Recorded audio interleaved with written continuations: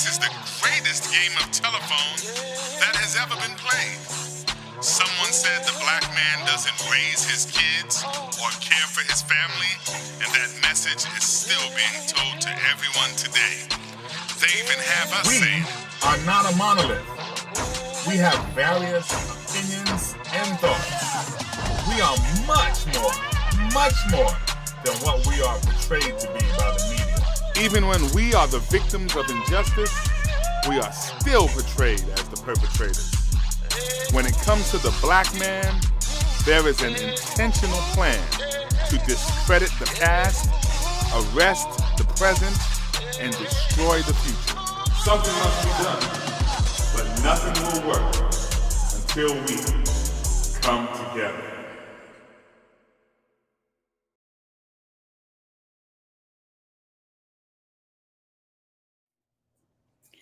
Good evening. My name is Dr. LaShawn Stitt, and I love black men because they are loving, caring, especially my husband, who is amazing. He feeds me, he massages me, he makes sure I'm feeling good. And to all the other black men out there, I know they're treating their queens the same way. And I've given birth to two black kings. So I love black men. All right, welcome everybody. We are here again, come together in a brand new season. It's been a while. I guess you have noticed we are in a different format. We are in studio in Altamont Springs, Florida. Glad to be out here where it's a little warmer than it is where I live, just a little bit. Want to let y'all all know I'm speaking today to a man, Tone Andrews, and we got a lot to talk about today. And this is the first time actually we're doing live with somebody. Right.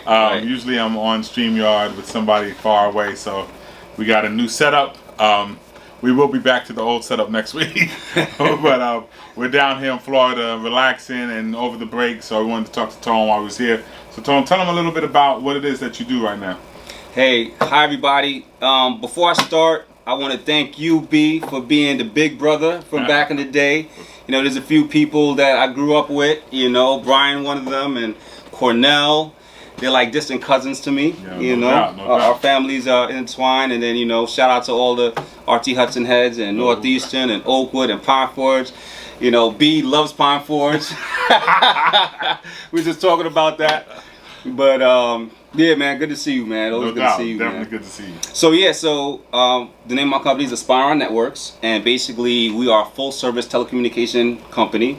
And what we do, we provide phone service, and we also provide network support, as well as surveillance camera to protect your assets and your property. We help people engage with their customers with the communication through phones, voice over IP phones, also known as unified communications. It's a way to unify all your devices, your mobile devices, your computer, and you can use all of these means to make phone calls. Okay, that's big. I know that after COVID, or actually during COVID, a lot of people started businesses. Yeah. Mm-hmm.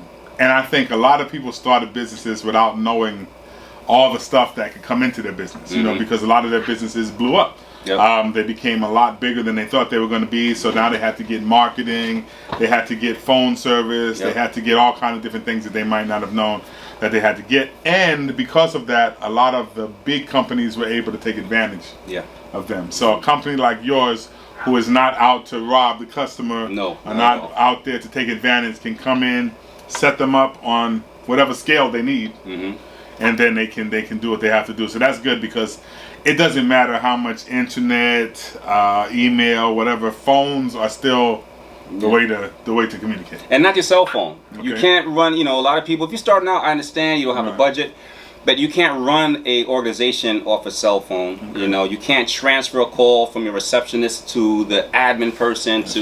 You can't have music on hold, you can't have all these things. So you know, we could get into more detail about that, but yeah, man, it's a beautiful world. We're in the fourth industrial revolution. You know, we have AI, we have a lot of machine learning and so forth. Very helpful in healthcare as well. So a lot of good things coming up on the horizon. Well, that's good. Now, how did you get into this? Because I mean, I don't know what you went to school for. Let's start from there. Like what you went to school for, and how you sort of transitioned into what you're doing now. Good question. I started out at Oakwood College as a nursing major. Wow. And you know, my boys, they were like, "Yo, Tony, you gonna be a nurse, man? You gonna be dressed in white with the white shoes?" And I was like, "Yeah, man, that's gonna be kind of whack." So, in hindsight, I wish I did stay in it, because I mean, you know, nurses are invaluable. You know, shout out to all the nurses out there. You know, my wife's a nurse, my sister's a nurse, my mother's a nurse, my whole family, half my family's nurses are in the healthcare field. So eventually, I transferred to another school, and I graduated with a computer information system degree.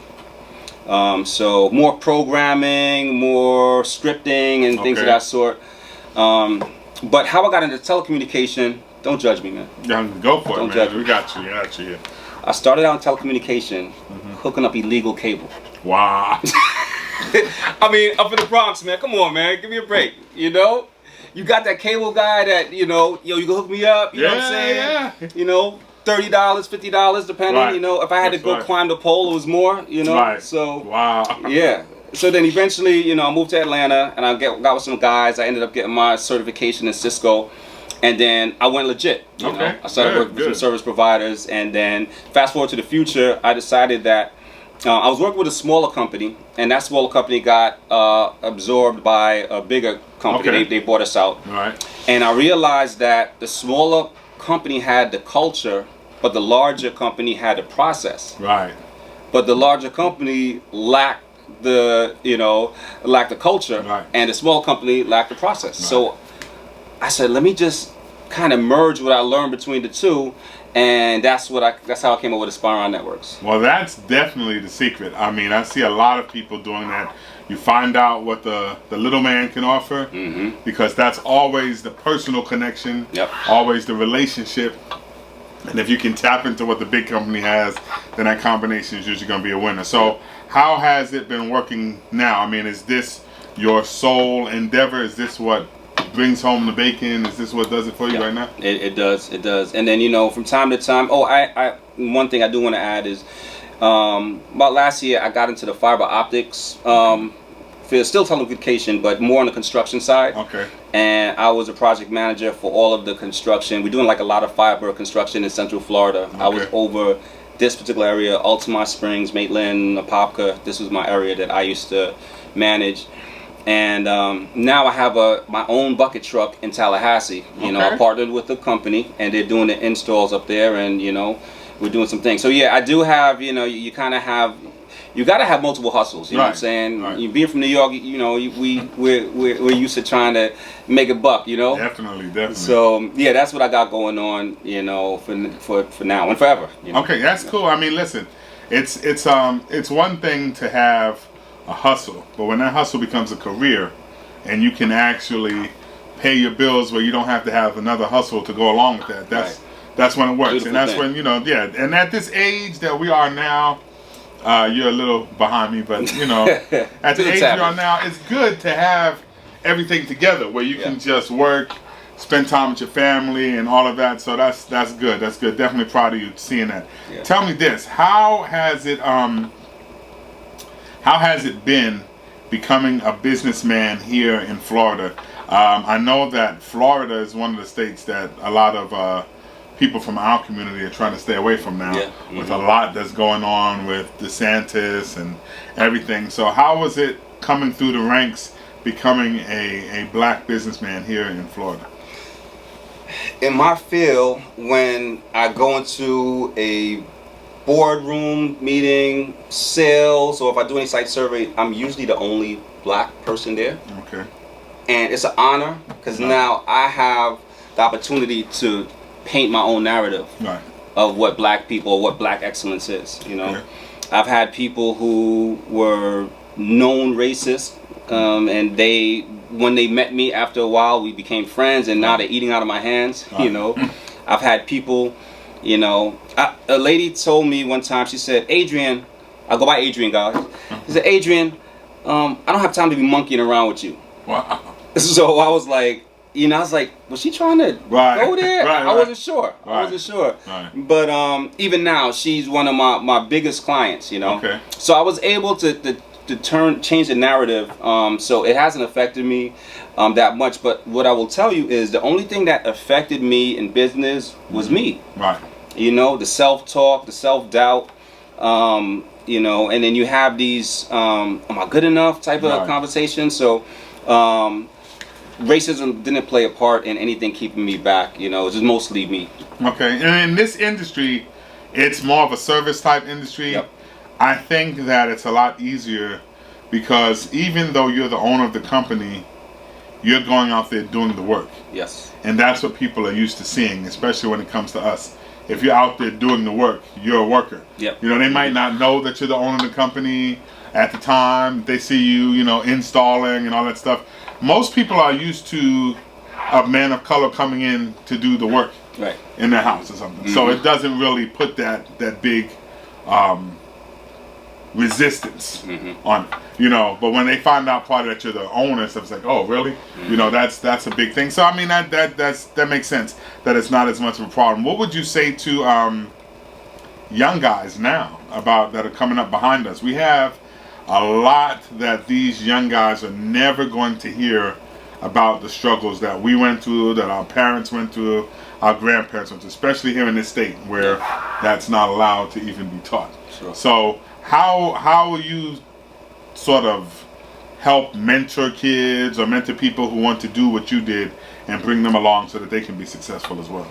I'm a leader by influence, you know. Okay. I just need them to kind of watch me and see how I maneuver and navigate through difficult situations.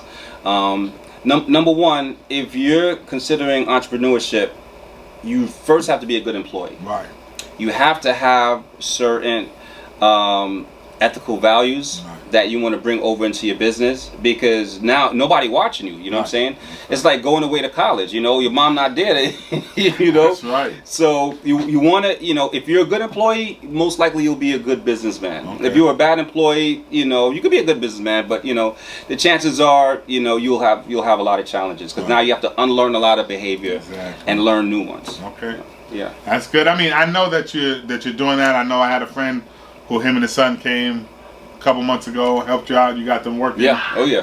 I think you were doing a mall here or something like that. Yeah, he was installing cameras in West Oaks Mall. Yeah. So that's big, and to be able to have one of our friends' sons working with you, that's big. You know what I'm saying? That's real big to be able to reach out to your boys and say, hey, like, you know, let's get your son working, get him doing some stuff, get him a trade. Trades are not big now. No, they're not. They're not. First of all, they're going away because of a lot of the automation. But the fact that you can have the type of business where you can allow people to come help, and it's helpful to you and helpful to them as well, is very big. So I definitely commend you. Definitely proud of you, seeing you get all of this together. I know that y'all can't tell now from the camera angles, but I'm more than a couple years older than him. So, you know, remember him when he was a young kid, and seeing him do this is big. So definitely, you know, Come Together is here to definitely put out the positivity about black men. And I want people to understand that there's a lot of positive stuff going on. A lot of us out here doing our thing, pushing it. So Tone, I want you to tell them exactly once again what you do and how they can get in touch with you. If they need it, let them know if you're national, regional, what it is, and it's your time. Yeah, again, AspireOn Networks. We are in Central Florida, but we have the ability to service anyone in the actual world. We have clients in Jamaica and Colombia, you know, with these phone services that we have. It's not bound by any physical restraints. So you know, you can have, we can service you wherever you are. You can reach us on AspireOnNetworks.com, our website. AspireOn Networks, everything, Facebook, Instagram. I didn't get TikTok yet, but I'm working on that. Okay. Our phone number is 407-984-4900. Again, 407-984-4900. You get option 2. Option 1 or 2 will come to me. So, yep, that's how you get me. All right, thanks a lot, man. Appreciate you. Yes, sir. Definitely. Thank you for coming through, and thank you for allowing us to use your studio here. Absolutely. We will be back to our regular format next week, and we'll see you then, all right? Yeah. Peace.